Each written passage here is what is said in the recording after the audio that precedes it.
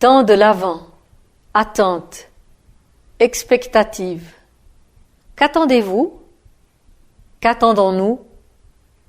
En ce moment, me direz-vous, nous attendons de nous retrouver, enfin. Nous attendons l'avènement d'un vaccin? D'une ouverture?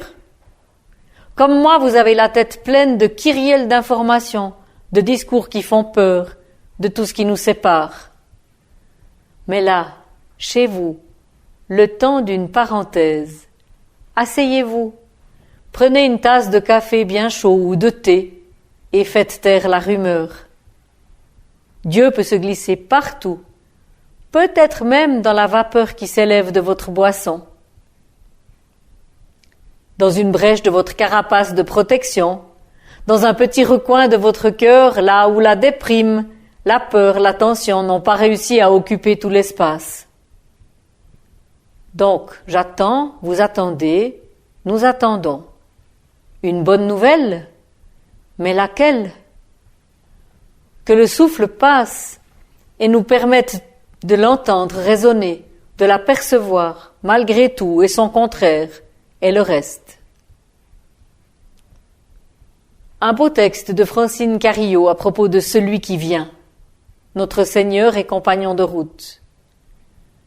Les verbes qu'il aime sont des verbes simples, marcher, manger, toucher, regarder, bénir, aimer, beaucoup.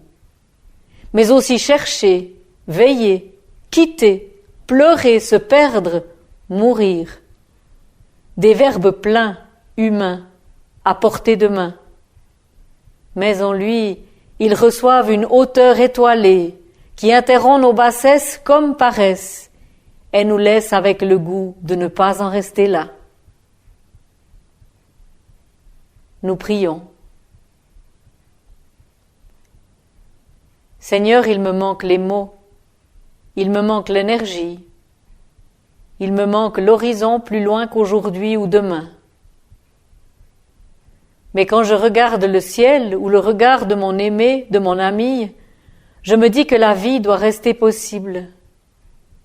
Quand je prends le temps d'écouter le son d'une voix, le chant d'un oiseau, le cœur battant d'un autre vivant, je me dis que tu es présent, parce que tu es la musique de l'amour, le glou-glou de la source, la tendresse flûtée. Mais tu es aussi appel et coup de tonnerre, pour que je ne m'endorme pas dans mon confinement intérieur. Tu es l'appel, tu veux me sortir de mes peurs comme de mes étroitesses. Donne-moi de ne pas m'étouffer sans cesse avec du chagrin et de l'obscurité. Donne-moi d'attendre plus qu'une bonne nouvelle parmi d'autres, de retrouver l'attente de cette bonne nouvelle-là, ta bonne nouvelle. Amen.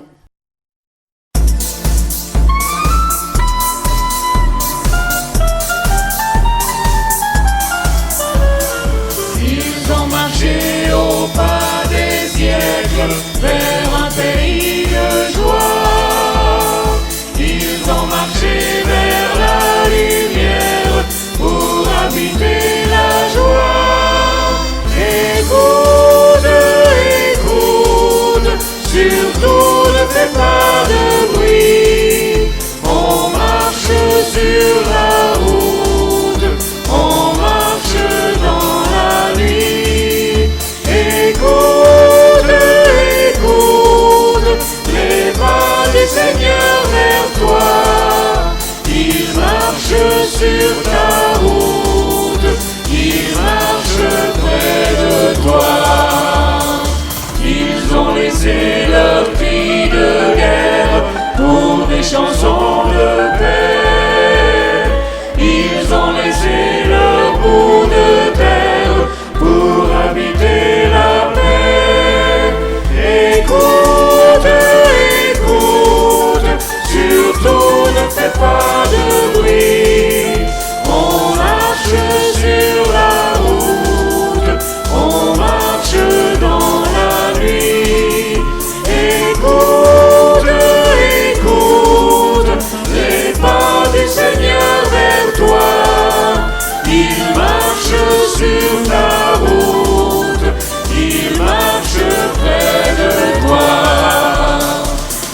sont venus les mains ouvertes pour accueillir l'amour. Ils sont venus chercher des frères pour habiter l'amour.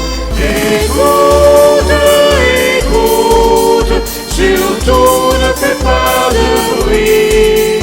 On marche sur la route, on marche dans la nuit. Écoute, écoute, les pas du Seigneur vers toi. Il marche sur ta route, il marche près de toi.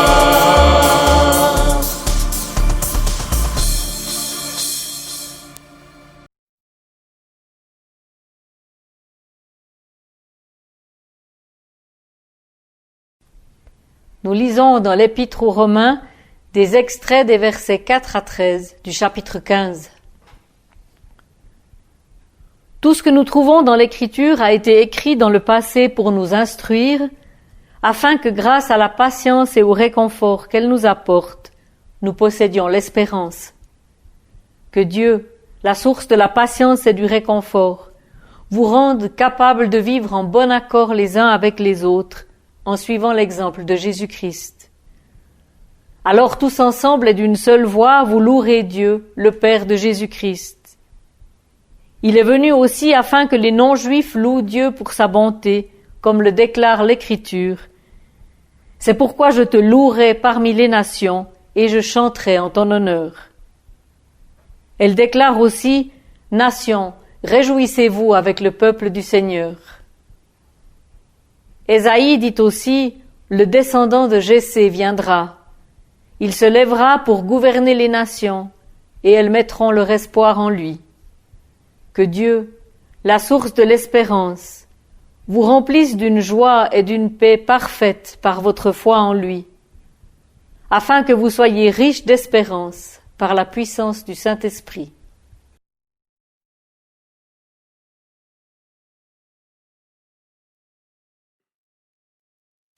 Et la deuxième lecture se fait dans l'Évangile selon Matthieu, au chapitre 3, les versets 1 à 4. En ce temps-là, Jean-Baptiste parut dans le désert de Judée et se mit à prêcher. « Changez de comportement, disait-il, car le royaume des cieux s'est approché. » Jean est celui dont le prophète Ésaïe a parlé lorsqu'il a dit « Un homme crie dans le désert, préparez le chemin du Seigneur. » Faites-lui des sentiers bien droits. Le vêtement de Jean était fait de poils de chameau, et il portait une ceinture de cuir autour de la taille. Il mangeait des sauterelles et du miel sauvage. Les habitants de Jérusalem, de toute la Judée et de toute la région voisine de la rivière, le Jourdain, allaient à lui. Ils confessaient publiquement leurs péchés, et Jean les baptisait dans le Jourdain.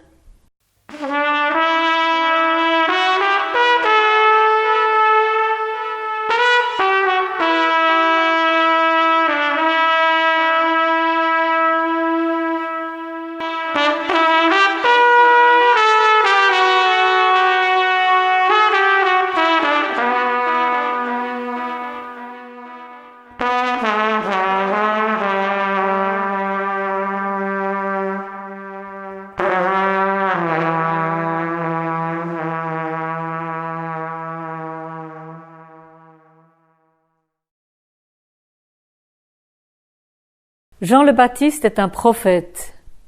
Jean le Baptiste prend le monde, la vie, les discours ambiants à contre-courant. Il n'est pas à la mode. Il ne suit pas les hiérarchies. Il ne pratique pas le politiquement correct. Jean le Baptiste n'est pas bien propre sur lui. Il ne suit pas le sens du vent. Il ne bêle pas avec les moutons du pouvoir. Jean le Baptiste dérange. Il s'impose, il crie, il se fâche. Il surgit du désert, de là où personne ne l'attendait. Jean le Baptiste est un prophète. Il vient crier que la face du monde va changer, que les êtres humains doivent absolument changer de manière de se comporter, car il vient, celui que les textes et plusieurs générations déjà attendaient. Il est décidément fascinant, Jean-Baptiste, à chaque lecture du texte. Cette explosion d'audace, ce courage, cette manière de secouer tout et tout le monde, de ne laisser personne indemne. Au cœur de cette période de pandémie, au beau milieu des décombres de notre monde, des catastrophes politiques, humanitaires, climatiques, dans nos inextricables réseaux de communication qui ne font pas fleurir nos déserts humains, nous aurions bien besoin d'un Jean le Baptiste. De quelqu'un qui vient crier que nous n'attendons pas un vaccin, le salut par la médecine ou l'argent, la reprise économique ou que sais-je encore. Non. Là, chrétiens que nous sommes, nous serions logiquement plutôt en train d'attendre le Seigneur vivant, celui qui vient, ce Dieu qui vient à notre rencontre en passant par le ventre d'une femme. D'aucuns diront, mais nous attendons surtout de nous serrer dans les bras mutuellement, de nous embrasser, de nous serrer la main. Nous attendons de rompre notre solitude, de ne plus rester privés de nos aimés. C'est vrai, bien sûr, c'est tellement douloureux ces relations brisées, ces gestes retenus, ces baisers ravalés, ces larmes et ces rires qui ruissellent derrière des masques. Nous avons tous mal de cette situation, de ne pas savoir quand ça va finir, d'entendre des injonctions, des promesses pas toujours très vraies, des mises en garde. Mais dites, qu'est-ce que nous attendons vraiment? Ou qui? Est-ce que nous nous en souvenons encore?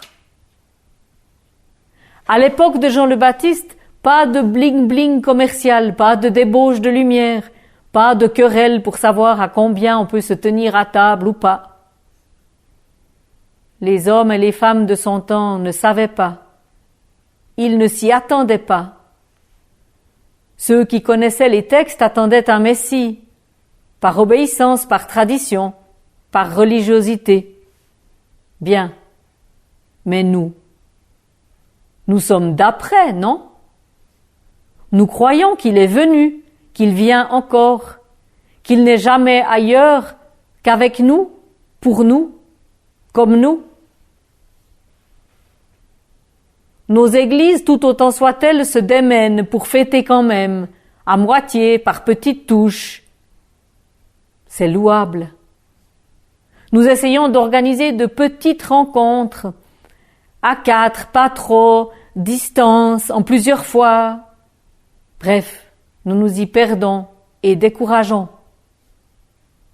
Nous n'avons guère le choix.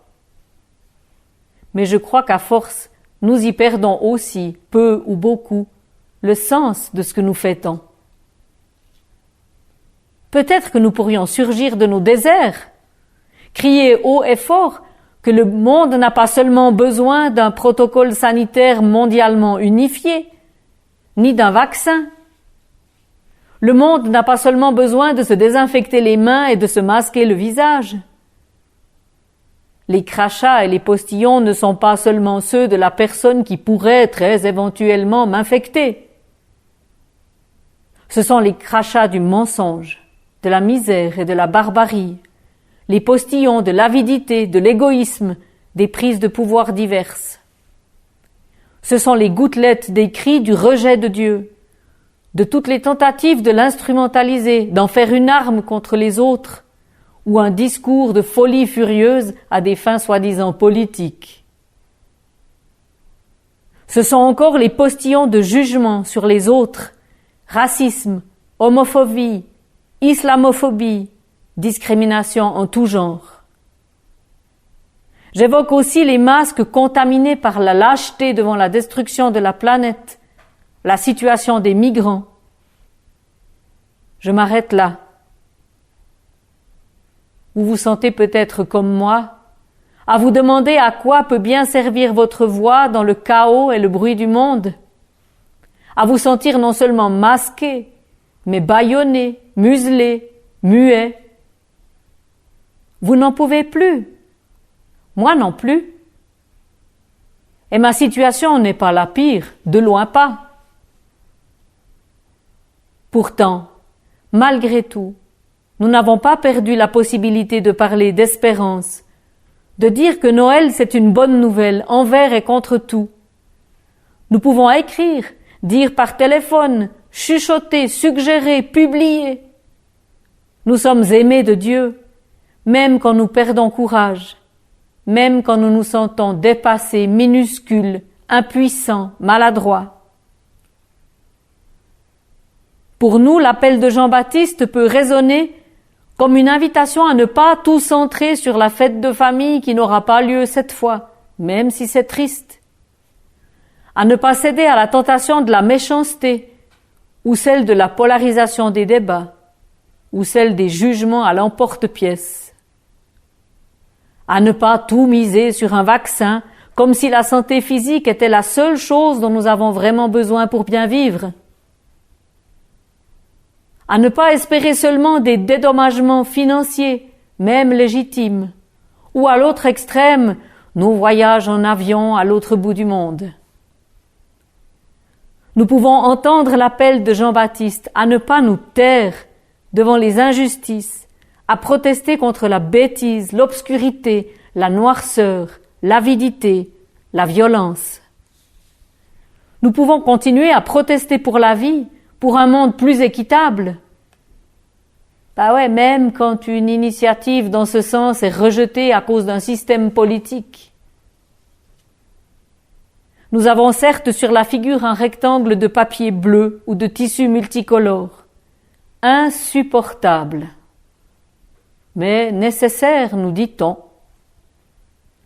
Alors au moins faisons tomber les masques virtuels que nous aurions tendance à mettre et qui nous font taire devant les inepties du monde. Nous sommes encore capables de parler d'amour, d'amitié, capables de nous bouger, de remettre des majuscules à la bonne nouvelle, pour ne pas la laisser s'éparpiller en miettes d'aide financière, en tas de vaccins miracles ou pas. Nous sommes capables de regarder vers demain, de ne pas nous effondrer en disant que Noël c'était tellement mieux avant. Notre Seigneur est un Dieu d'amour qui vient. C'est l'Emmanuel en marche. L'avant, c'est l'avenir. Notre Seigneur prend un visage d'être humain. Il se montre à travers ton visage, le vôtre, le mien, le nôtre, en étincelle de lumière, en sourire qui inonde les yeux. Il ne vient pas comme un gouvernement, aussi efficient soit-il, pour nous diriger et nous imposer des routes, pour nous exhorter à être bien sages. Il vient se donner à nous, de liens du cœur, en paroles de consolation, en gestes de soin et temps d'écoute. Il se fait chanson, là où nous avons désormais l'interdiction de chanter. Il se fait porter, pour que nous puissions envers et contre tout continuer à écrire la partition de notre vie, bien malmenée. L'appel est lancé à toutes et tous, grâce à la voix de Jean, puissante, qui jaillit encore du désert à travers le texte biblique. Une voix prophétique qui déferle et s'élève contre la marche routinière et mortifère du monde. Autrefois déjà, maintenant encore. Dans ce temps de l'Avent 2020, centrons notre énergie et notre espérance sur la naissance dont nous voulons faire mémoire. Si elle est vie pour nous, alors elle est vie à transmettre. Une vie complète, pas seulement une vie biologique. Une vie dans laquelle l'amour et l'espérance circulent dans les veines et gonflent les poumons. Écoutons l'appel. Donnons-lui sa place. Bon Avent. Amen.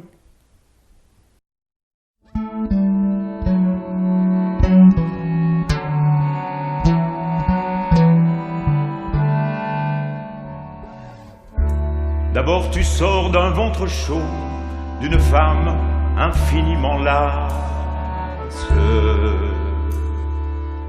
Comme un poisson qu'on sort de l'eau, tu n'y mets jamais trop de grâce. D'abord tu reçois des caresses, des regards toujours pleins de rire. On te nourrit d'unique tendresse, l'amour est roi dans ton empire. Ô toi ma mère, ô toi ma sœur, ô toi mon père, ô toi mon frère. Le temps qui passe ne me fait pas peur, c'est le manque d'amour sur la terre.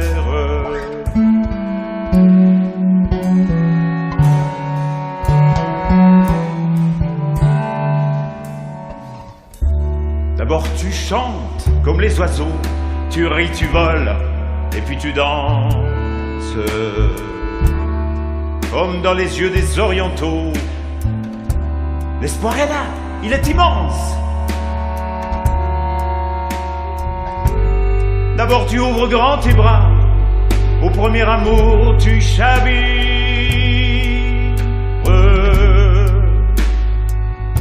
Tu crois que tu l'aimes, mais tu ne l'aimes pas. Tout doucement tu la déchires. Ô toi ma femme, toi ma lueur, ô toi mon arbre, ma lumière. Le temps qui passe me fait pas peur, c'est le manque d'amour sur la terre. D'abord tu luttes et tu combats, tu sens que tout pourrait se faire. Tu vomis ceux qui baissent les bras, tu veux agir et pas te taire. Alors la colère grande en toi, tu sens que le feu te ronge. Et puis tu acceptes les lois, ton dos se courbe et tu t'allonges. Oh vous mes frères de couleur, vous qui souffrez tant de misère, le temps qui passe me fait pas peur, c'est le manque d'amour sur la terre.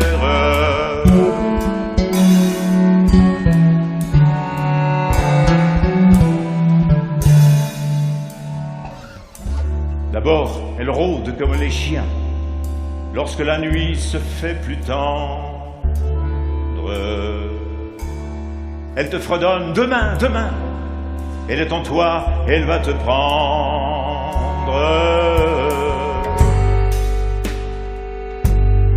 Alors tu rêves, tu voudrais voir, derrière la nuit, avant l'enfance. Et puis dans la douceur du soir, elle te dit oui, la délivrance. Ô toi ma mère, ô toi ma sœur, ô toi mon père, ô toi mon frère. C'est pas la mort qui me fait peur, c'est le manque d'amour sur la terre.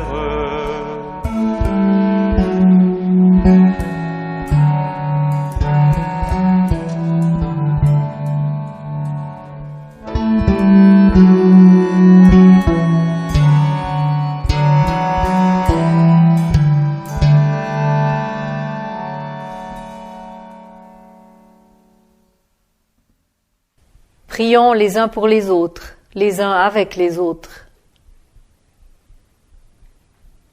Mets de l'amour dans notre avant, Seigneur, Seigneur de rencontre. Mets de l'amour dans notre attente, en parole et en acte. Nous sommes démunis, souffrants, impuissants. Mets ton souffle en nous, dans nos gestes et dans nos mots, pour qu'ils portent la vie. Que l'avant nous élève, non pour surplomber ou donner des leçons, mais pour protester, résister, oser, prendre position contre la nuit, contre le manque d'amour, encore pire que la mort du corps. Mets de l'amour dans notre avant, Seigneur, dans nos prières pour ceux qui aident, soutiennent, consolent, soignent, pour celles qui se battent sur le terrain, et ceux qui luttent pour un monde moins injuste et obscur, moins avide, moins violent. Ton amour passe par eux comme par nous. Seigneur, toi qui es, toi qui adviens en Jésus-Christ, nous te confions celles et ceux que la maladie et la mort blessent et endeuillent. Qu'ils perçoivent ton amour à travers des femmes, des hommes, à travers nous, chaque fois que c'est possible. Mets de l'avenir dans notre avant, Seigneur, pour que notre espérance aille au-delà de nos espoirs humains déchus.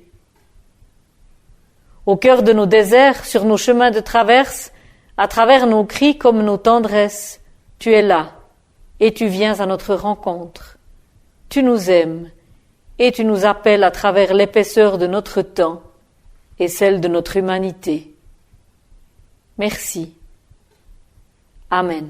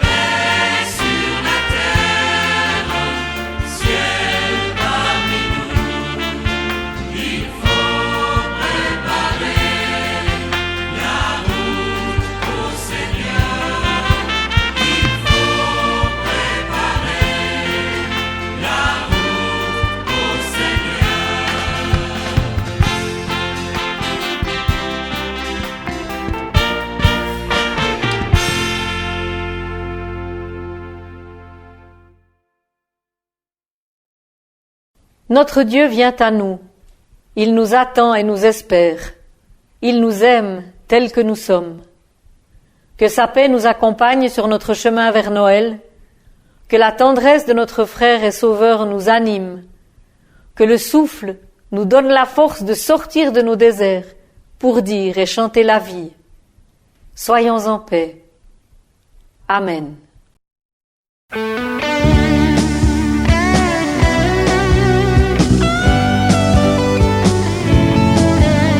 Prophète du Seigneur, lève-toi parmi tes frères.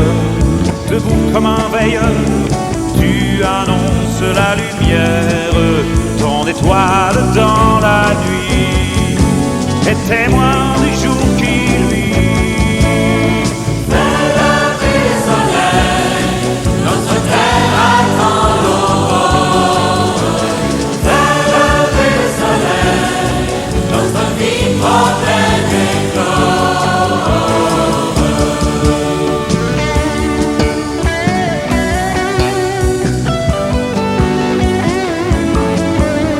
Prophète de l'amour, tu révèles ta présence. Dieu parle sans discours, guide-nous vers son silence. Par l'esprit du Dieu vivant, ton amour sera fervent. Fais lever le soleil, notre terre attend l'aurore. Fais lever le soleil, notre vie promet d'éclore.